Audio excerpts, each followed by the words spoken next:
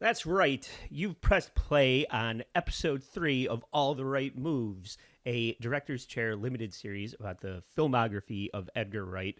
I'm your host, Trucker Andy, and with me, of course, I couldn't talk movies without my resident movie expert. It's the one and only Cayley from Once Over Cayley. Welcome to the show, Cayley. Thank you so much for having me. I am so dang excited. All right, now do like a wipe with a little noise that's happening. Yeah.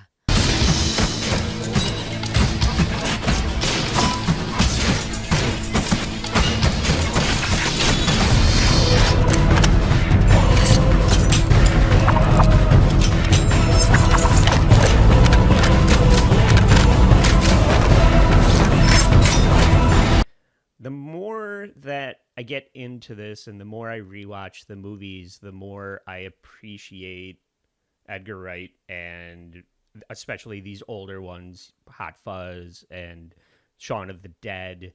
And it reminds me of why I decided to do this, because it's all fantastic.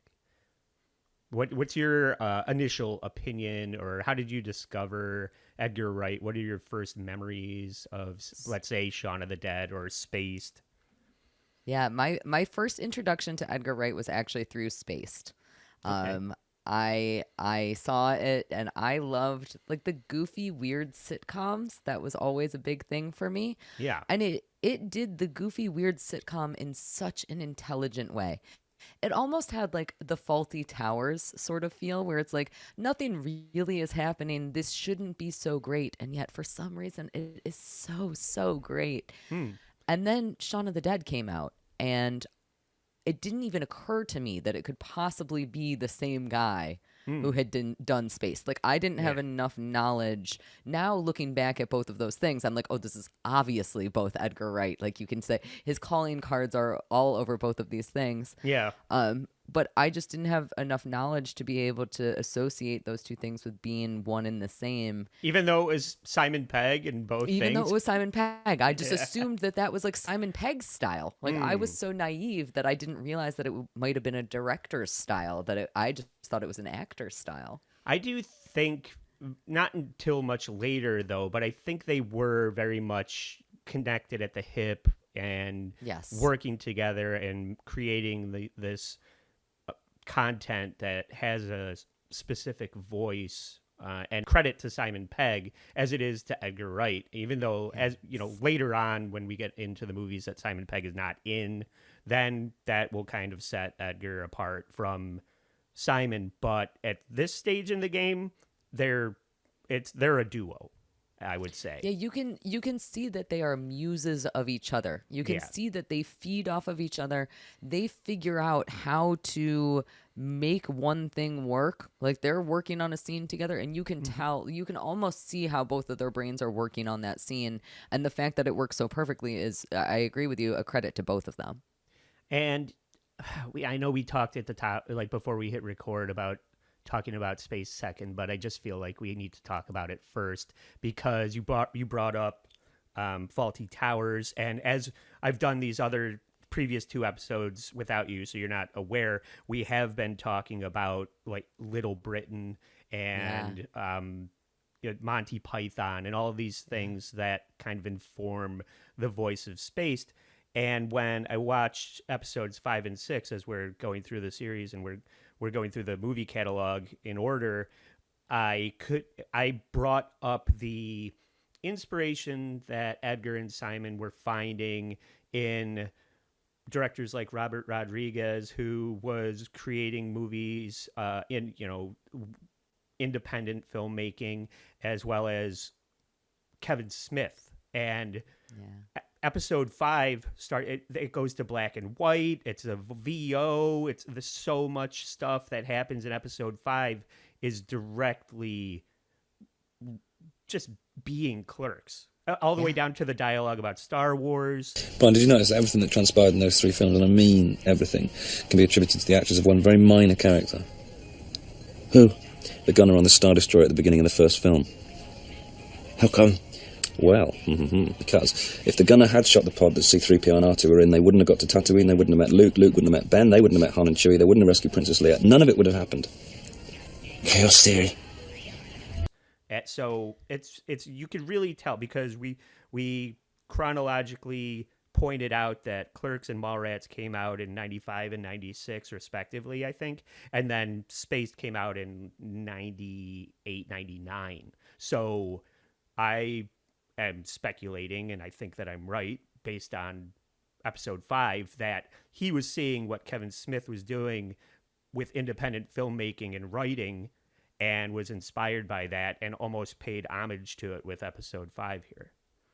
You know, something that I really love and respect about Edgar Wright is that you can tell how much he loves film. Yeah. He makes movie references to absolutely everything. He makes movie references to himself. Right. You know, this is something that this is clearly a passion project for him, and you can see that even in his early works with things like Spaced. You can see that he actually released, I can't think of the name of it right now, but what Hot Fuzz was based on was a movie that he had made when he was 18 or 19 years old. Oh. And you can see it even in that movie, which is available on one of like the special edition DVDs. Oh, okay. That's what he loved. He loved making reference to movies that he loved because he just loves film, and that's so exciting to me. And actually, one of my most exciting memories, I think I've told you this story before, but I'm 99% positive that I told you the wrong person in it, and I've been thinking more and more about it. I'm just a dummy. I went and saw the movie The Great Escape at the New Beverly in LA, which is the movie theater that's owned by Tarantino. And Edgar Wright was just there watching the movie. And to me, that is exactly what makes him such a good filmmaker. It's the same reason that people respect Tarantino's filmmaking. These are people who love movies so much, so deeply that they understand the tropes and they understand how to play with the tropes. And you can see that knowledge in Spaced. There's moments in Spaced, I was talking about like the idea that everything is so well planned, especially between Wright and Pegg. But like there's this moment in one of the episodes that we were watching where Simon Pegg like goes and like imitates the artwork that's on the wall, and it's like just this beautiful moment of like what a goofy thing to do with your body. And yet I know you guys were just like, that's what we do. We imitate, we create in the same way that we are watching and enjoying, and we're being voyeurs and now we're being creators. Yeah. And I love that. Yes. And you're right about it's something that came up in a previous episode about their love of video games, their love of movies, and just the fandom as a personality. And that's on display when they're at the comic book store in episode 5. It's why I insist that Edgar is a fan of Kevin Smith, even though the other thing I'm going to say is that while I bring up Robert Rodriguez and I bring up Kevin Smith, I feel like those guys have made giant turds of Spy Kids and Shark Boy and, all the garbage that Kevin Smith, Jersey Girl and... All right, we can't be friends anymore if you're making fun of Spy Kids, because Spy Kids is actually really fucking good, Andy, and you're wrong about that. I'm fighting with you. We're fighting now. Go, you rewatch it and tell me. I will absolutely do. I have a signed Spy Kids poster on the other side of this wall. I love Spy Kids, dude. That movie rules. There's things to like. It's actually probably my favorite Robert Rodriguez movie. That might legitimately be my favorite Robert Rodriguez movie. You don't respect me at all anymore, and I hate you for that. Hey, if we just agreed on everything, it would be a boring podcast. But I like. There's a lot of Robert Rodriguez content that I do like. I do like Planet Terror and that are Edgar Wright. All right, yeah. But I'm just saying it's a fun movie, but.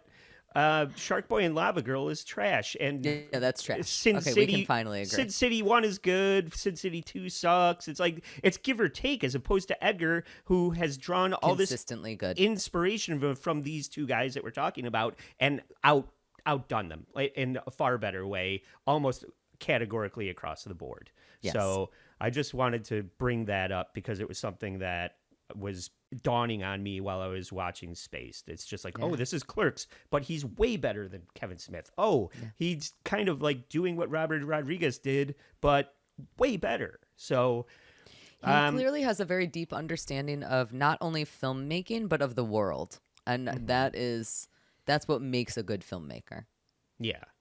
And just to kind of sum up as we move through the topic of Spaced, this was the part 2 of Daisy getting the dog. It was I was shitting on Daisy's plot lines in general in the last episode, and this one was a little more fun. She was a little more front and center in the episode, and all of the bits with her kind of really liking the dog, and the dog gets kidnapped, and it's a well done episode, as opposed to we're doing these episodes 2 at a time, and the next one I was very glad that you were here for these episodes, because just based on your opinion about everything we just talked about 5, but then we get into 6, and Mr. T comes up, and I know this is going to come out later, but A-Team is heavily referenced in this, and that came up on WATP recently, and also I was crying. Yeah, I know. But then you also get to see Brian paint with his cock, and I'm sure that was your favorite part of the episode. It was my favorite right? part. By not actually placing my brush on the canvas. Right. Using my penis. Finally. Do you want to see? No, I'm just about to have a tea. Yeah. But by and large, I felt like this episode 6 is more... I guess what I'm learning about Spaced is that I don't like Brian-centric episodes. Really? Okay. Episode 3 with the art installation and vulva, I didn't like that one. And this one was Brian forward, and I didn't like this one. So it's just my opinion about the series. So these are my Perfectly takeaways. reasonable. But it's still a pretty fun episode. There's a lot of things. The relationship between Tim and Daisy kind of is becoming more on the forefront of the series, will they, won't they kind of thing. What did you mean when you said Daisy's not like that? I never said that. No, you did. You did. He said, "Are you two?" And you said, "No, Daisy's not like that." That's what you said. I just wondered what you meant. Yeah, I just meant you're not like that. I don't see you in that way. Whereas the first couple weren't, it was alluding to it, but it wasn't really a thing. And now it's kind of becoming more of a thing. I feel like the series is finding more of a voice with episode 5 and their relationship with episode 6.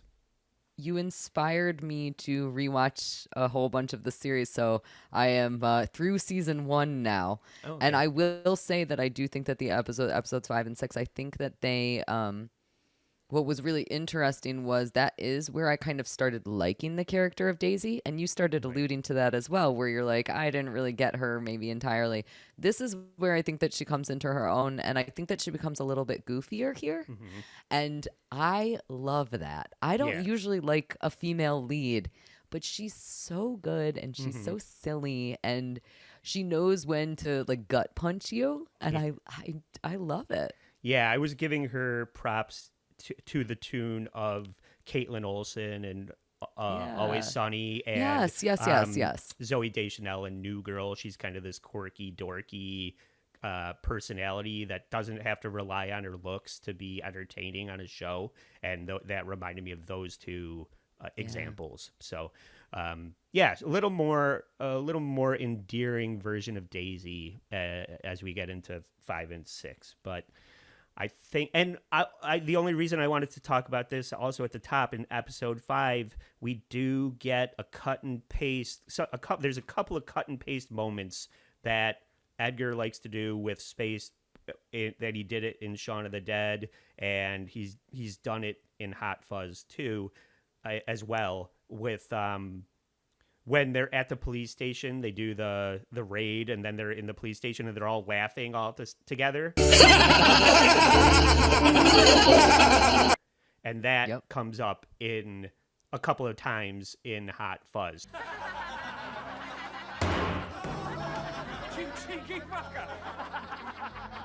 So I was like, oh, he's just, retreading. And what we were talking about in Shaun of the Dead is that Edgar loves a running gag. He loves to, do like a spin, especially Shaun of the Dead. It's just like, we're going to show you something and then we're going to show you the same thing, but with this twist.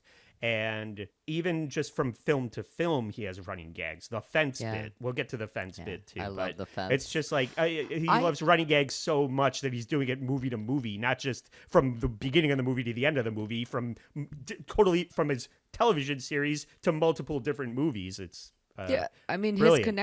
his connection in a trilogy is basically the fence gag and the Cornetto ice cream. Like right. that's his running gag to make this a trilogy. I was surprised on this rewatch of Spaced. So watching Spaced simultaneously with rewatching Hot Fuzz, I remembered all the running gags. I remembered the Edgar Wright tropes, but I did not realize is how much he was still doing the same editing style when he was doing Spaced as he is in his movies, in his film career. And it's like that super quick wipe across the screen with like a little sound effect as it's happening.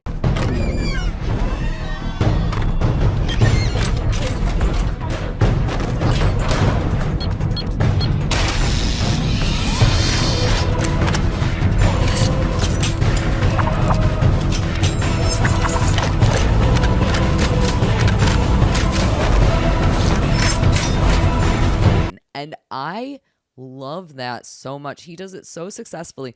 Usually that's like a hack thing to do, but there's something about how Edgar Wright employs it that makes it hilarious every single time that it happens.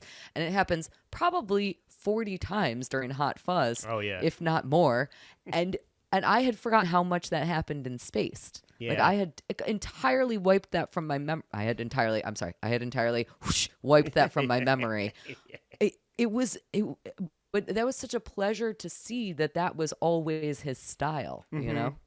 And that's been really enjoyable as we watch Spaced and rewatch the movies and realize the evolution and things that have evolved and become better, but also things that are evergreen and staples that if it ain't broke, don't fix it kind of things. That another director that we've brought up is Sam Raimi, and that's the same kind of thing. You can see things that Raimi did in Evil Dead that he was still doing Doctor Strange 2. Yeah. You know, it's like, oh, it's obviously a Raimi film because it's the first person shot, or just like a lot of the tropes.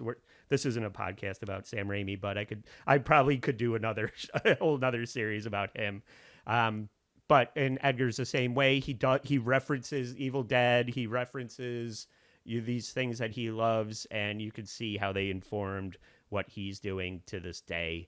So it's fun to go back to his earlier work. Oh, the other thing that you mentioned that I didn't want to forget to bring up, that he did a short film that was that was basically a new and improved Hot Fuzz, or the roots of Hot Fuzz. And when I did the first episode with Ryan about Fistful of Fingers, we said, why wouldn't he take this and give it the Evil Dead to Evil Dead 2 treatment and make basically, his Blazing Saddles, or we even brought up Hundreds of Beavers. It's like Fistful of Fingers wants to be Blazing Saddles, and I just think that he romanticizes making that movie and maybe would want to do it properly. So to hear that he had this short film, police-centric movie, or in whatever, a special feature,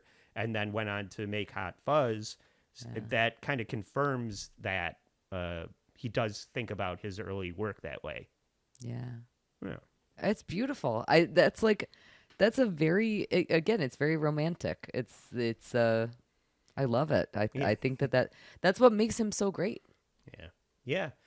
But let's get into Hot Fuzz. And of course, it's Simon Pegg and Nick Frost teamed up again. And this is, everybody was anxiously awaiting this because Shaun of the Dead was such a smash hit. And you can see what an impact it had on pop culture by very early on in the movie.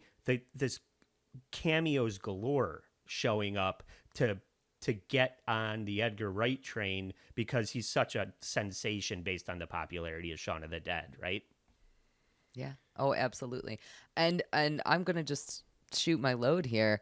I think that this is a movie that is 50 times better than Shaun of the Dead. I think that this is him. This, I guess it is kind of the Evil Dead 2 situation here. This is, to me, him saying, let me do this, but do it better and slightly different. And I could not possibly create a better buddy action comedy horror.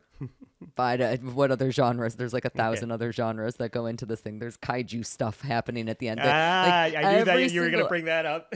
Every single thing about this movie is so perfect. I think this is a near perfect movie. And again, I know that I am saying that right out the gate here. That does not mean that I don't have tons of more opinions to support that.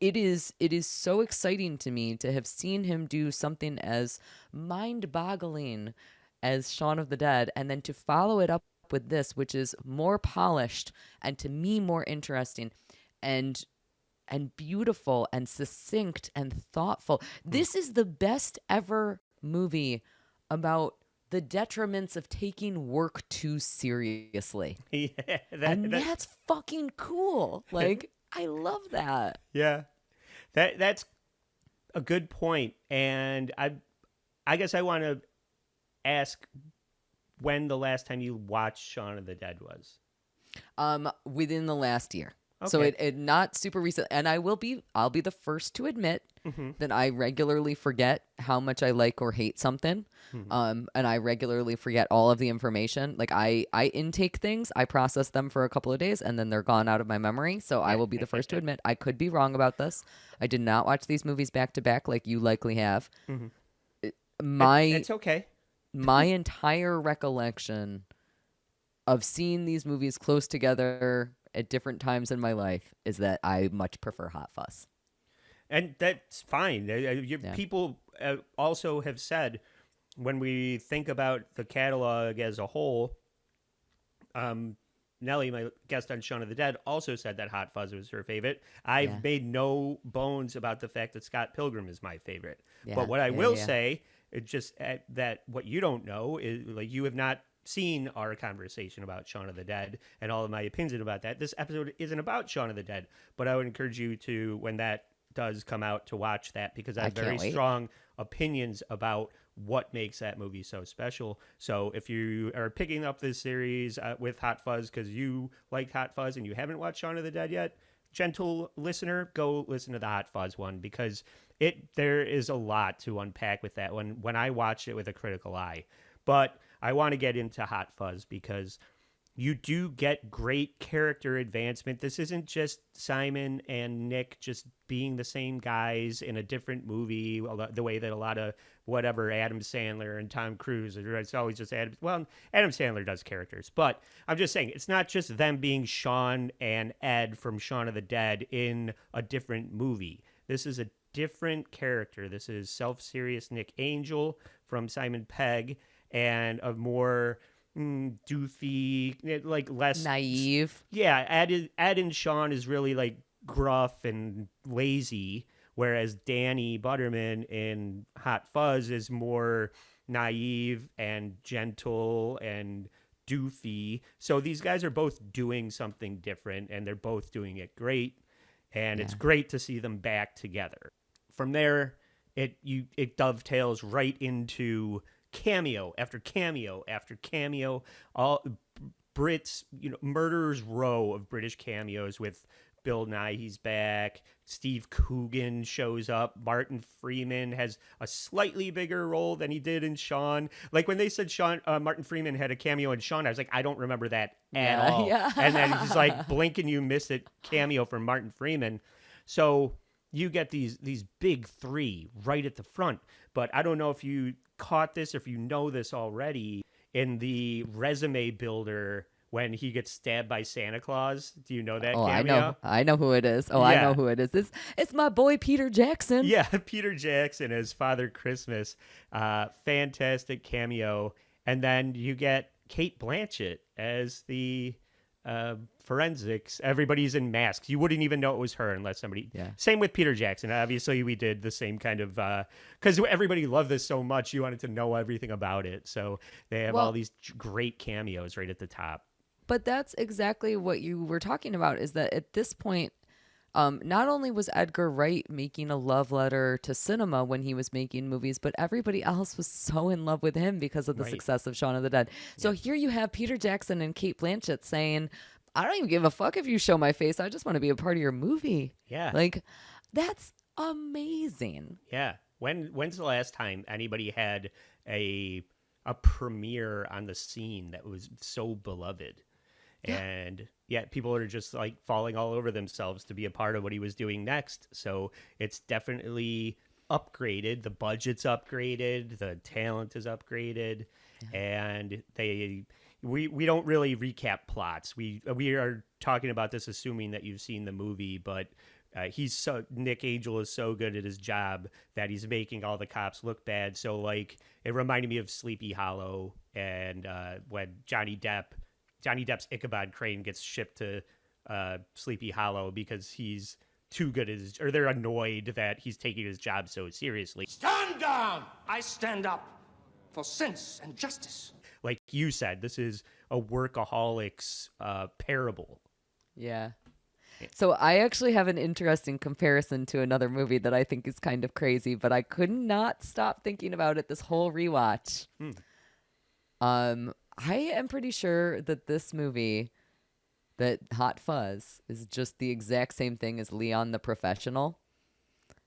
Okay. So here's my argument. Let me go through my argument. So first of all, there's a clear reference to Leon the Professional because Nicholas's character, Nicholas Angel, he is constantly carrying around this plant, especially in the beginning of the movie. He has this love affair with the plant. Yes. Yeah. He has the love affair with the plant, and that is a direct reference to Leon the Professional. We all know that. Mm-hmm. But I think that in addition to that, in Leon the Professional, we have this hitman who his whole life is his work, and he's just striving to be good at it, and he has an emotional connection with somebody who wants to be like him.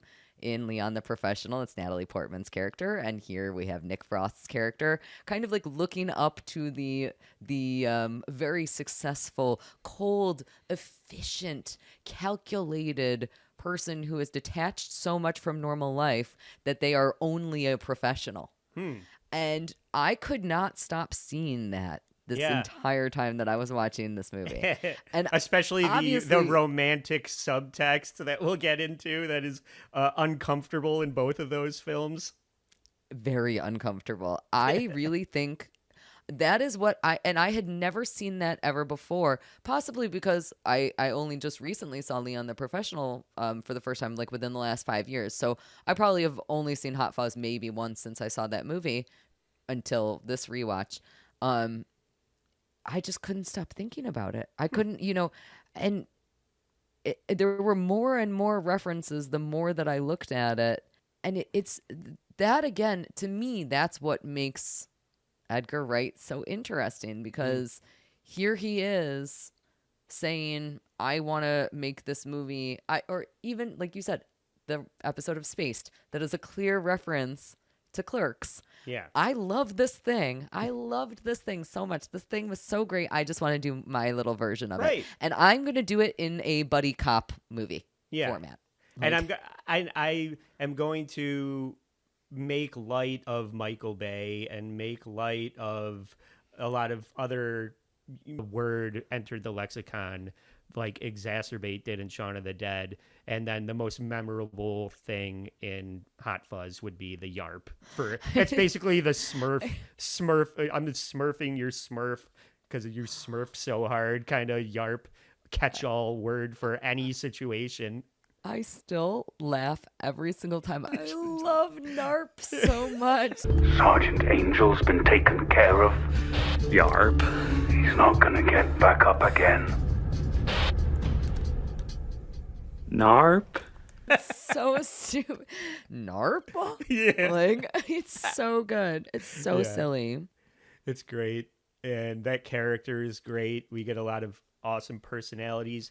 And I think I know why maybe you kind of like this one more, because when it starts to be revealed, the villainy of the plot seems like what I already know about things that you enjoy, but the people watching this might not know, are these kind of like doomsday cult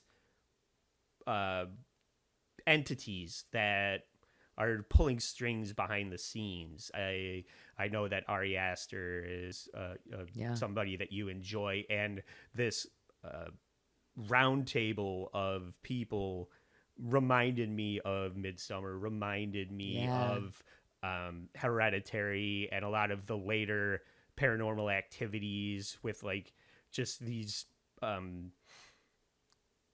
occult organizations that are that's really interesting, because I never actually made that connection, but I think that you're onto something here.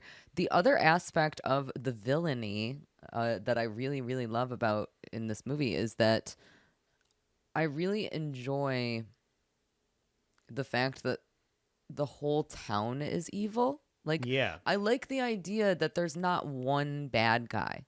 I like there being one good guy and everybody else is kind of a bad guy. Yeah. I think that's really interesting. Here we are, we're our two buds. We're going to do everything together. We're going to be great. And it's us versus the world.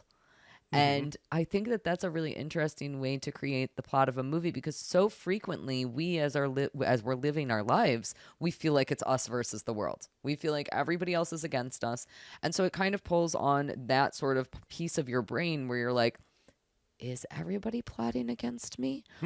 Are all these people, like, has the PTA disbanded? I don't know. You know, that is such a cool way to do an evil subplot, because this movie really does lead you down some rabbit holes of, oh, it's just this one person. Oh, this is what's going on. And is it the biggest twist of all time? Absolutely not. But it becomes that much more exciting because it's everyone. Yeah. Everyone is bad. And everyone is old. Like the gag of punching an old lady right in the face is pretty hilarious. So and he kicks her. Yeah. Jesus. Just all these old people going after you and him taking them on in a giant shootout. I thought that you were going to say a different reason that I loved this movie so much. So I think that a lot of people, when you're watching this movie, a lot of characters are referred to by their last name. And most of the last names of the characters in this movie are jobs. So, like Wayne's Wright, all of the stereotypical English last names where blacksmith, whatever, they're the jobs that they... But there were also a whole bunch of last names like Blower and Cocker. And I thought that you were going to pull on that. I literally thought you were going to be like, Cayley likes stupid last names that are all related to penises. But you went for a much more intelligent thing. So thank you for not judging me on Piss Taker or whatever the hell that character's name was. But we get like George Merchant, who is the land developer, and Tim Messenger is the reporter. So you're right about that. And then you also get Skinner, the Timothy Dalton, probably most recognizable villain. And it's nice to see Timothy Dalton getting something that's not James Bond and kind of showing up in something memorable. But then you see another cameo from Stephen Merchant, which is fun to see. So all these big British heavy hitters, again, supporting the young gun Edgar Wright. Yeah. And so it becomes apparent that the neighborhood watch is there to keep the town... NWA. The NWA. Let's just take one moment to pause on the Neighborhood Watch Association, the NWA. Fuck the police. Yeah, that's a good point. It's so genius. Yeah, it's a good gag, and they want to keep the town idyllic, and you have the living they hate the living statue guy. They hate the little kids that look like they're straight out of Attack the Block, and another British movie that I love. So I love seeing those kids just taking the piss out of the old people and fucking up their program. And kind of early on, we get the vanilla Cornetto gag. You want anything from the shop? Cornetto. What's the matter? You got brain freeze? No, I got brainwave. Get us back to the station now! This one is probably the most on Front Street insertion of the Cornetto. The first Shaun of the Dead, it's like, I don't know why people keyed in on it. And it was kind of just like a funny thing, like, why is he eating ice cream for breakfast? Yeah. And people brought it up. And then he takes that feedback that people keyed in on and really runs with it here. In an innocuous way, but he's just like, oh, you guys like that? Here's even more. And then in World's End, you're just kind of, I will talk about it later, but you're kind of waiting for it the whole time, and it's kind of walked past. But this is the second installment of the Cornetto Trilogy, the vanilla component of the Neapolitan Cornetto Trilogy. And It's perfect. so let's talk more about what is actually getting spoofed, because I brought up Michael Bay, but then something that I feel like is close to Edgar Wright's heart, which is also very close to my heart, that informs a lot of the dynamic between Nick and Danny, is Point Break. Very, absolutely. very much a love letter to Point Break. And Bad Boys 2. And Bad Boys 2. I hate Bad Boys 2, but I love Point you're Break. insane. You're crazy. Bad Boys 1 is good. Bad Boys 2 is shit. But Point Hughesy, Break. Don't listen anymore. Hughesy, stop. Yeah, Hughesy, stop listening. He'll be on for World's End. Point Break is something that is referenced in this so much, not just in the dialogue, but also I will put Point Break, the foot chase in Point Break, is the best foot chase in all of cinema. What other movie do you have? I don't somebody disagree with you. Throwing a pit bull at a guy, weaponizing a dog, and it's so fucking good. It's just so good, and clearly Danny Butterman and Edgar Wright think so too, because they do a couple of different foot chases in this, and they both reminded me of Point Break. He shoots the gun in the air and yells, "Ah!"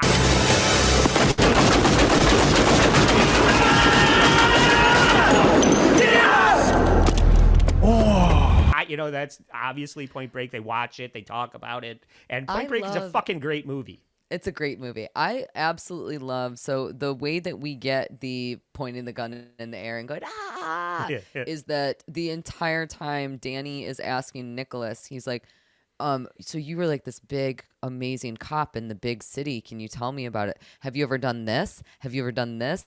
And every single thing Nicholas says, no, I haven't ever done that. Like, what are you, crazy? Like, cops don't really do that. Can you imagine the paperwork we would have to do if we did things like shoot the guns in the air like that? Like, that's crazy. And every single thing that Danny asks Nicholas, have you done this? By the end of the movie, they do it. Right. And that's so much fun. And again, that's the love letter. That's saying, hey, I'm aware that I'm making these references. That's why we're all having fun together with them, because this is a great movie and we want to talk about this great movie. And I agree with you so much about the foot chases in this movie. I agree with you also about Point Break. But in particular in Hot Fuzz, I love the foot chase of the shoplifter. That's what I'm talking about. One of the side plots is that Nicholas and Danny have been charged with finding a rogue swan, and they need to return the swan to the owner. And in the middle of this crazy foot chase where they're trying to find this shoplifter, they see that Nicholas sees the swan, and he has the moment of, do I continue getting the shoplifter, or do I save the thing that I'm supposed to be working on?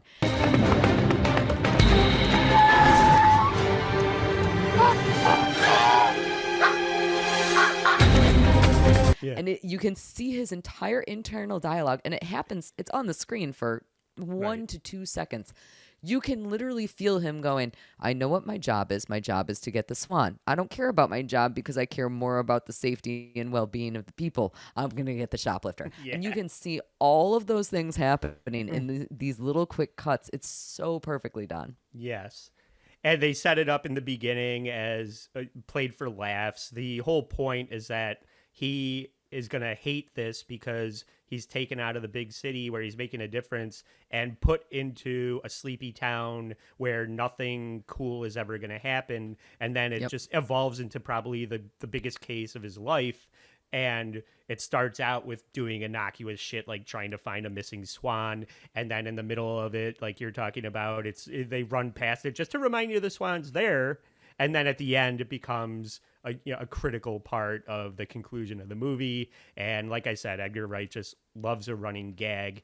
And you also brought up the paperwork bit, which is also hilarious, where they make a montage out of doing the paperwork like it's an action sequence, and they do that at the beginning and end of the film as well. We have to do a considerable amount of paperwork.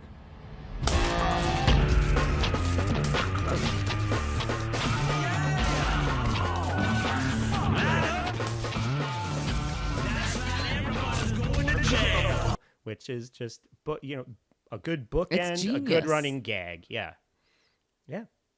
And that's genius. You got to think about the collaboration between Edgar and Simon Pegg when they're writing this, and that's why they're such a good duo, and why the chemistry of those two together. I would really like to see maybe like a latter day, in the future, re-teaming of those two guys and what that might end up being. I don't know this at all. Did they have a falling out, and that's why they don't work together anymore? Or they just stopped working together. I mean, it seems weird to have had such a pivotal career as a duo, and then to fall off of that in the way that they have. I mean, you mentioned Attack the Block earlier. Even in things like that, like it just feels weird that there was this kind of diversion, even including Nick Frost, in this diversion of these three people when they were so successful. I think it's a matter of being so successful. They go on to be so in demand, especially with Simon Pegg being locked into Mission Impossible and how long those productions are, and just like, I'm not available when you're available kind of thing. Yeah. The same reason why we talked about Edgar Wright not being able to follow through with being the director of Ant-Man. And what a boon, how that would have affected his career, and would it have been good or bad for his career? But you have to look at Ant-Man basically as an Edgar Wright movie, because he did so much pre-production work, and when you watch that, you can feel it. Yeah. But then he was already committed to Baby Driver, and it's like, well, our Paul Rudd and Edgar's calendars don't align, so Edgar can't go on to actually direct the film, but all of his fingerprints are all over it, Yeah, that's a really good point, yeah. And I feel like the popularity of Sean and Hot Fuzz just took these guys, careers so big that it became hard for them to work together. But like we were just saying, I would love to see them get back together, and I don't know if it's anything more than that. They're just both so busy that they can't do it anymore. But that's a really good point. You see something like what was that called? It was an alien movie that Simon and Nick were both in, but Edgar didn't direct it, and it just didn't feel the same. It didn't have the right chemistry. I can't remember the name of it right now, but they find like a gray, it's like Sean. It's like Sean and Ed find a gray alien. I can't remember. It's called like Ed or something like that. But that's a really good point. Again, I think there's just so much chemistry in what existed in these early days that it's almost near impossible. And perhaps part of the reason not working together also might be a fear of not being able to recreate it. If they did put out a bad movie, it would bitter all of our palates on how wonderful all of this is, which is unfortunate. We shouldn't go back and rewrite history because of things like that, but sometimes we do. Maybe. Yeah, maybe. I don't think those two. It's hard to say. It's hard to say. All we can do is speculate. But if you're watching this, we would like to see it. So, Edgar, call Simon. Put your differences aside if that's what it is. But as they get into, let's say, the second act, Nicholas Angel finally kind of starts to loosen up. They go out for a beer because they're kind of unhappy with the trajectory of their careers, and Nicholas starts to relent to Danny's questions and why he's asking all these questions based on his love of these movies, and it becomes like, are these guys gonna fuck? Like, and then they get drunk and they go back to Danny's apartment, and like you were talking about with The Professional, it's like, why are they doing this? And it's all because he loves movies and action so much. What were your thoughts about watching that?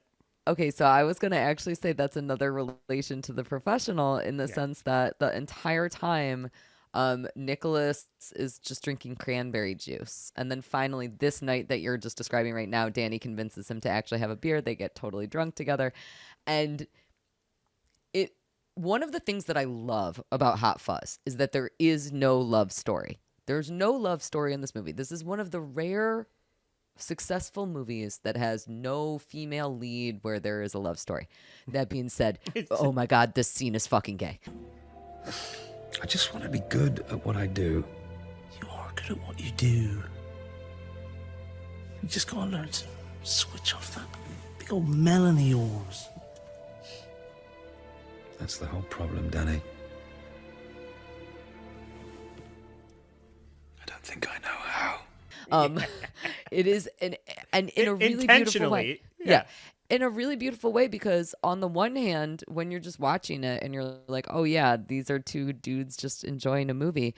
On the other hand, you're like, oh my God, that's exactly what guys do when they put the moves on me. It's like they show me their movie collection and then they say, do you want to watch Point Break or Bad Boys 2? Which one do you want to watch first? Yeah. And I'm like, I guess Point Break, like, can I just suck you off? Yeah. And that's very much how it feels. Is like, it's very, in horror movies, we talk a lot about our knives being phallic. In this movie, our phallic weapon is our guns. And you can see how much Danny loves that Winchester rifle that he's carrying around. You can literally see it anytime he's holding it, anytime he's stroking it.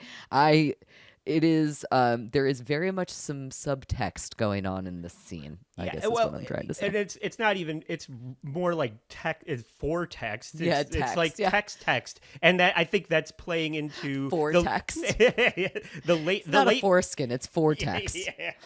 But it's commenting on the latent homosexuality, male fantasies of action movies, and all of the big dick energy that goes into a Michael Bay movie.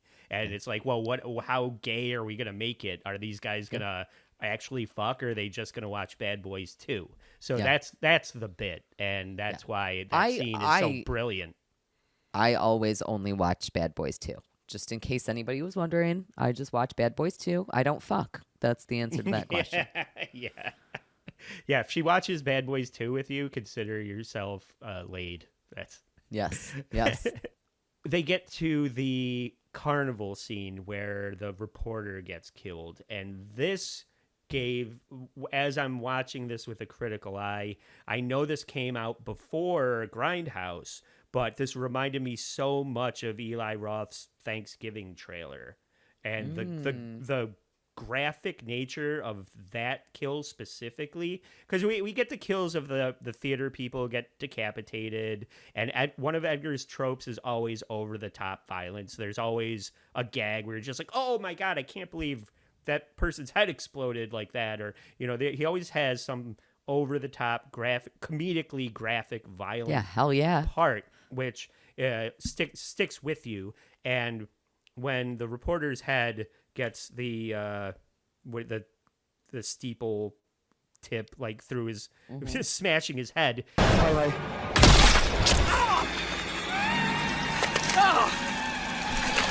it just reminded me of the fake Thanksgiving trailer that did go on to be a real movie. But then Edgar also had Don't in Grindhouse as well. So again, you see all these guys that are basically in the same club. It's like the Robert Rodriguez and Tarantino and Sam Raimi and Edgar Wright and Kevin Smith and all these guys that are bootstrapping movies and into independent film and referencing everything that they love in their own movies, whether it's through dialogue or imagery. And these guys are just, they're cut from the same cloth, is my point. Yeah, I completely agree. One of the things that I really love that Edgar Wright does in this movie, and I can't think if he really does, I guess in Scott Pilgrim he does this, is his reliance on music. I think that he has such a great idea of how to use music in order to really boost a film. And so one of the things that I love is how he uses songs when they relate to kills. So you mentioned the theater people getting killed and decapitated, and then shortly after, once the crime scene is discovered of their bodies, Skinner drives up and he's listening to Dire Straits' Romeo and Juliet. News travels fast. A love-struck Romeo, sing the streets of Verona. After that, the refrigerator salesman gets blown up, and so he was killed by his oven.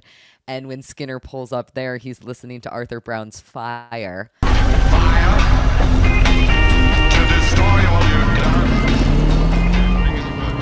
And I just love that. I think that's so clever and thoughtful, and it's these little things that make me kind of swoon over his graphic violence, over the graphic violence that Edgar Wright is showing me.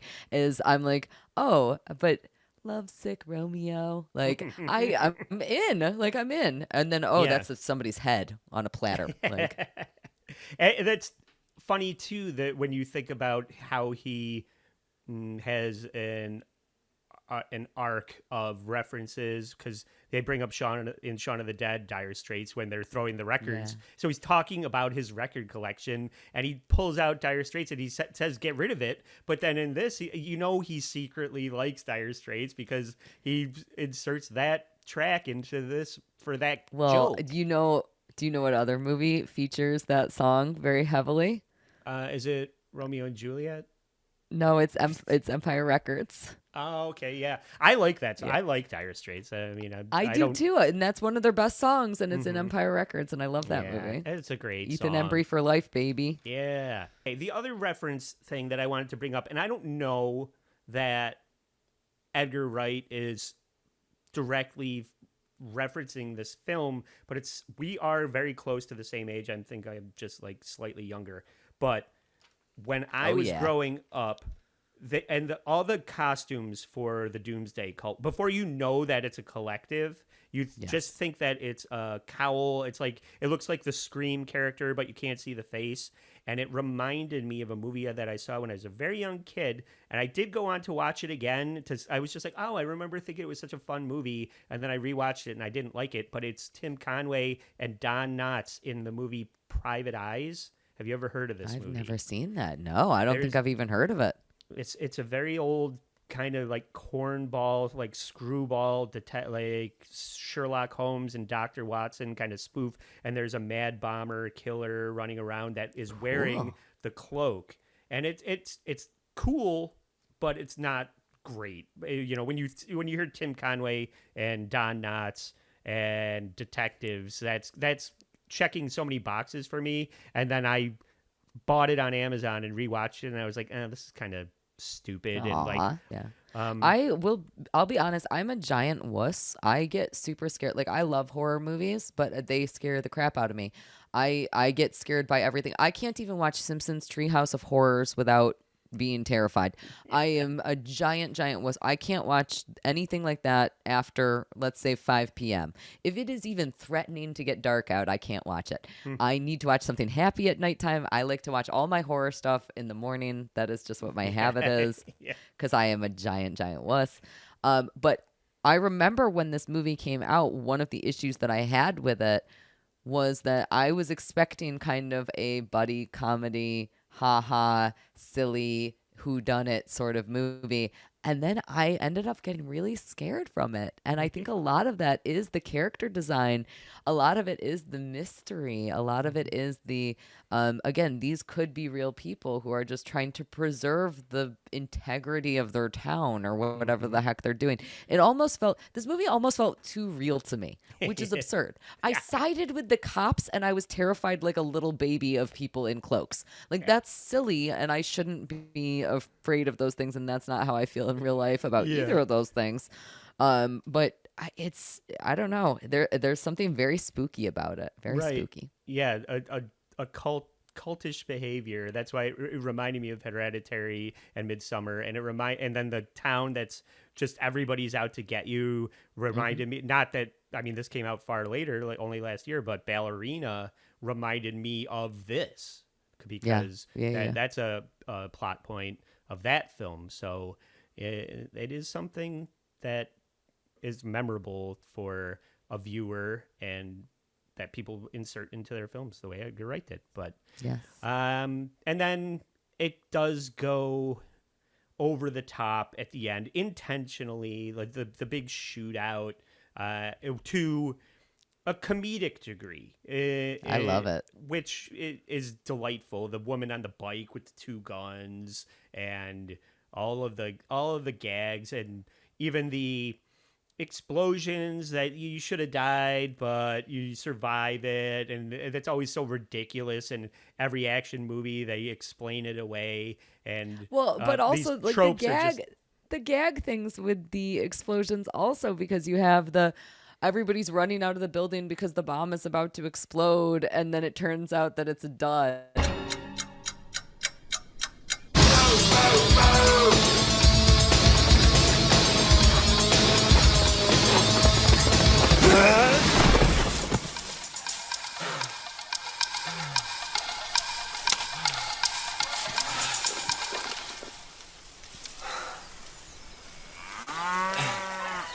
And so it doesn't explode. And so and they're calling and they're like, oh yeah, it wasn't active. But they all run and jump as if they do in every single action movie. So you get the setup for things like that. And that's why it becomes funny in the end. I think that if you didn't have the setup for things like that, where, okay, this is a gag, this is why it's funny, then I would have gotten very, very annoyed by it. But instead, I'm just having a super fun time watching it. Yeah. And one of my favorite jokes in the movie that happens during the big shootout is when the priest comes out and they have a tense conversation before they have the shootout, which reminded me of Cheech and Grindhouse and Machete. Another reference to Robert Rodriguez. Actually, I think that's Robert Rodriguez ripping off Edgar, because this came out before that. Yeah. But it's a common trope. But my favorite part is when the priest gets shot and he collapses and he yells "Jesus Christ" when he gets shot. Jesus Christ! I just thought that was so funny, and then you're just getting John Woo reference after Michael Bay reference and all the absurd things and all of the. So I have some vague recollection. I might be wrong about this. I'm sure that people will correct me if I'm wrong about this, but I have some vague recollection that I read in some interview or heard in some interview that when Edgar Wright and Simon Pegg were writing this, that they decided that they were going to go through a list of, I think it was Ebert. Ebert had written a list of all of the tropes in action movies. And they went through that list and they said, we are going to include every single one of these things.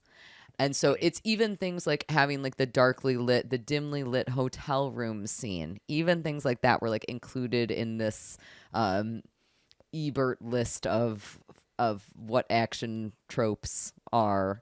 And so they included those things. And because of that, we got those beautiful hotel room scenes, or I guess whatever, when he's trying to get the place to stay, and the attendant is saying fascist because she's working on a crossword puzzle, and then he says hag because he's trying to help her with the crossword puzzle. But really, we all know that they're just calling each other those things. Yeah, and it's called back in the shootout at the end. Yeah, yes. And that's awesome, and it does we do get the seed planted for Baby Driver again. Often, we haven't. Shaun of the Dead doesn't have an action-packed car chase. Fistful of Fingers doesn't, but this is where that seed gets planted. That will go on to be the roots for Baby Driver, the same way that the opening sequence of Shaun of the Dead. What you were talking about with how music is important to Edgar and how he uses it in this, how he uses it in Scott Pilgrim, how he uses it in Baby Driver. So all these seeds get planted and they bloom into these other bigger, better productions as his career evolves. So, and I always pay attention to music in films, but I think that, you know what, I never thought about this before. I think that Edgar Wright walked so that James Gunn could run when it came to music. I think that James Gunn was probably more heavily inspired by Edgar Wright than he was by people like Wes Anderson, who also uses music very, very well. But I've never thought about this ever before. I think that James Gunn must have been very heavily inspired by the use of pop songs, of popular songs within movies like this. Sure. But we all know that Tarantino takes his soundtracks very seriously. I think it's creative types. Yeah, but they're worse. I'm not saying that I'm not saying whose are better or worse. I'm just saying that because I know that James Gunn is brought up through trauma, and I want to talk offline about the new Toxic Avenger movie, but I know that just directors wish they were rock stars the way comedians wish they were rock stars, and rock stars wish they were comedians and movie directors. And I think I thought you were gonna say I thought you were gonna say something very different about rock stars. What did you think I was gonna say? And rock stars wish they were dead, and and then I was like, oh my god, Andy, that's very dark. Yeah, I just think they all are enjoying the same types of media, and I wouldn't be surprised if James Gunn was an Edgar Wright fan, but I do think that they were both growing up just taking inspiration from the music that they liked and inserting it into their films, as much as they can. But I do want to talk about the kaiju fight scene with Timothy Dalton at the end. My God. It is amazing. It does one more reference to Godzilla, one more reference to whatever the whole Japanese culture, and that whole sequence leading to an even arguably more graphic he doesn't even die, but it's just so uncomfortable to watch when Timothy Dalton collapses on the spire of the another church spire violent.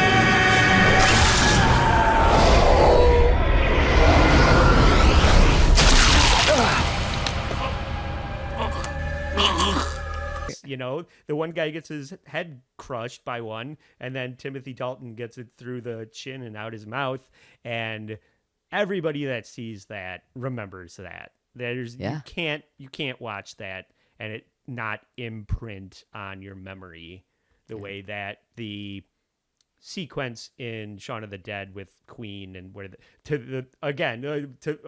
even more Baby Driver music stuff when they're beating up the zombie to having a good time. Everybody remembers that. So that also happens in one of the Omen movies. I can't remember which, but a similar concept happens in one of the Omen movies. And again, I think that's that reference that we all love so much. They kill people to Queen in the Omen. Yeah, of course. Okay. Yes. Yeah. And one of the other things that I want to bring up that is similar to Shaun, which I think is more impactful in Shaun, that I didn't mention at the top of the show, but I think is done in a less successful way in Hot Fuzz, is the parent-child fight, the conflict or not even conflict. In Shaun, it's Shaun having to kill his mom, and we talked about how dark that is, and that people don't even realize how that impacts them. After the movie is done and over, you remember the zombie getting beat up to Queen. You remember where they're walking through the lot and imitating the zombies. What you don't remember is how fucking dark that is. And they try and do that again with Danny and his dad when it comes out that the chief of police is Danny's father. I mean, you know that, but he's part of the cult that is killing everybody. And Danny has to confront his father, and that leads to the Point Break reference with the shooting in the air, and it's son fighting father, or dealing with your parent-child relationship in a serious way, and it does that in both films in a different way, but I think it's just more impactful in Shaun. I think you've completely hit the nail on the head here. And I never thought about this before, but I think that the failure in Hot Fuzz when it comes to that is that even though you are aware that Danny's father is the police chief, there's almost no reference to it. Like, they don't seem to have a loving relationship. At the start of the movie. And during this rewatch that I did, I had actually forgotten that they were father-son. And then as I'm watching, I wasn't thinking about it. Maybe I just wasn't paying 100% attention. I didn't realize until it was probably 45 minutes, maybe an hour into the movie that they were father-son. So I didn't realize that they were father-son until just before they had that confrontation. So perhaps the reason it doesn't feel as impactful is because their relationship was maybe a little bit more dry, a little bit more stale, and therefore you're not even thinking about them as father-son. Yeah, it's a little more innocuous and and therefore a little less impactful. Yeah. But also just the same blueprint as Shaun. And it's still done well. And like I forgot to bring it up. You were talking about the motives of the NWA and the indoctrination of like Danny being just kind of, this is the way it is, and I didn't even realize anything was wrong because this is how it's always been, and accidents happen, right? People aren't getting murdered. It's just unfortunate events. But it's another theme of the film that is, there's a lot of subtext that when you watch with a critical eye, you start to pick up on these things. It's what makes it worth rewatching. Like if you're watching this review because you just wanted to hear our thoughts on it, you should go rewatch Hot Fuzz if you haven't seen it in a minute and pay a little more attention to all the thought and care that Edgar and Simon put into writing this, because there is so much passion. There's so much passion and thought and fandom of action movies, and just the talent and love of cinema that they pour into these movies, which is why I wanted to do this and why I'm glad that you wanted to come on and talk about Hot Fuzz. Oh my God, you could not have stopped me. Do you have... Oh, God. Do you have final thoughts about Hot Fuzz? Well, we missed one of the best things that we have to go back and talk about. Please. The fence jumping. Oh, you're right. Yes. We touched on it. We touched on it, but I want to talk about it more. I have to tell you, there is something so genius about an Edgar Wright and Simon Pegg fence jumping scene. Every single time I cackle. I cackle at it. I know exactly what's going to happen. Simon Pegg is going to jump the fence with his legs kind of sideways, which is already a goofy looking thing. What's the matter, Danny? You never taken a shortcut before?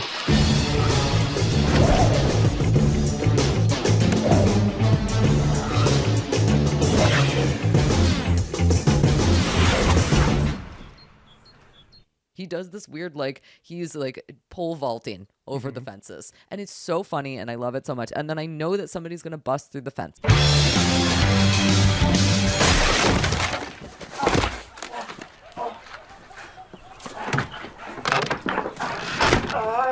And I know that that's what's going to happen. I still, every single time, somehow the comedic timing is always just different enough in every single one of these movies that I drives me insane. I think it's just the best. I think that's it's so notable to be able to use the same gag again and again and have it be successful every time. Yeah. How do you do that? I don't know, but it's because you're a brilliant comedic mind and a brilliant writer. And this really is the one that you could tell the budget's there. It's firing on all cylinders. It has all the tropes. It has the violent gags. It has the car chases. It has the music and the rhythmic cameos, the cornetto, the fence. It has everything that will go on to be the recipe for success that is almost every other Edgar Wright, like what you come to expect from Edgar Wright. And this one is one of the greats, easily. And when I first conceived of doing this, and every single option of picking whatever movie that you want was on the table, and you were the first person that I asked, I said, you have your pick of the litter. What do you want to talk about? You picked this because it's great. I did. I love this movie. And it's a fun one to talk about. It is. Yeah. You know, I love so many of Edgar Wright's movies at varying levels and for various reasons. I love so many of them. This, to me, again, this is kind of the cream of the crop. This is the height of his career for me. This is the movie that is both so succinct and so funny and so long-winded, and so it's almost a contradiction in and of itself. And again, it's this buddy cop kaiju horror, you know, it's just an amalgamation of everything that is good in the world, that is exciting in the world. Comedy, I didn't even say comedy in there. It's all of those things in one, and boy, does that make it something special. Right. And it's because of the brilliance of the writing. We were talking a little bit about how a lot of movies try and be Shaun of the Dead, and they fail miserably because the writing isn't there. So that's another key to success, just the brilliant writing, the brilliant comedy. And that's why I'd rather watch this than Bad Boys 2. I'd rather watch this than just about any other action movie that's not Point Break. So Yarp. I like to end the episodes by, and I know that you're kind of go into movies cold kind of person, so it's okay to say that but you might know about the referential material. What are your thoughts on the quickly approaching Running Man that is going to be released on November 14th? So you are exactly correct. I know nothing. I know absolutely nothing about what's happening. The only reason that I'm even aware that it's happening is because you mentioned to me that it was happening. Okay. I will say that I am excited. Well, let's talk about, have you seen the Schwarzenegger movie? Yes. Okay. Yes, I have. So and what are your thoughts about that? Do you like it? I like it. It's fine. It's not, it doesn't stand out in my memory in any way. So again, I kind of have this memory when it comes to movies where I'm like, unless I really hated it or I really loved it, I don't have a ton of memories about it. Sure. So that's a movie that I saw over 10 years ago, and I could not tell you anything about it right now, which means it's someplace in the middle gray area for me. That's okay, because I feel like the new adaptation of it is going to be more centric to the novel, the Stephen King, Richard Bachman version of the plot. So I even don't know what to expect from this, but I don't want to talk since you don't really know anything about it. And I think that maybe once it comes out, my intention is to have a lot of people that participated in this series hopefully have a chance to see it and then give me some thoughts about it once that comes out, because this is all being released in culmination to the Running Man premiering, and we'll conclude with a conversation about the Running Man. So if you do have a chance to see it, then of course you will be invited back to talk about that. I would love that, and I will be personally offended if you don't invite me to see it with you. So just keep that in mind. I know you don't like going to the theater, but I'm getting a Running Man popcorn bucket, and I'm going to eat out of it. Out of Glenn Powell's head. Yeah. It'll be the best You thing can't- that you're gonna make out with your popcorn bucket, Oh no. I like don't like you it did with any- your with your Dune bucket. I don't know what you're talking about. I would never do something you like don't know that. that the Dune bucket looks like Oh, a I'm pocket aware. pussy. Yeah, I'm aware of the Dune bucket. Please, are you kidding me? I tried to spend a lot of money on getting one. It was the first time I yeah. ever cared about a pop. It was the first time anybody ever cared about a popcorn bucket. Come on. I've gone through 3. I've filled up 3 already. Cayley, thank you so much for joining me here. Would you like to plug the plugs that you like to plug here at this point? I would like to plug the Dune popcorn bucket. You can find me on Once Over with Cayley, Cayley on YouTube, on Patreon. You can also catch me every Thursday night on the Shuli Network, where we talk about lots of weird stuff. It's super fun, and sometimes on Who Are These Podcasts. And as frequently as I can, I love working with Andy. I'm going to have him back over on Once Over with Cayley pretty soon. We're going to be talking about some SNL movies. I'm going to leave it up in the air which one we're talking about, but let me tell you, it's a good one. Yes. And the Edge Files. Let's not forget that. We do the Edge Files together. So I'm plug, the worst plug, at plug. plugs. No, you have so much going on. There, you have too many plugs. But so bad at I love them all. So thank you for joining me here. And if you are thinking about missing next week's episode of All the Right Moves,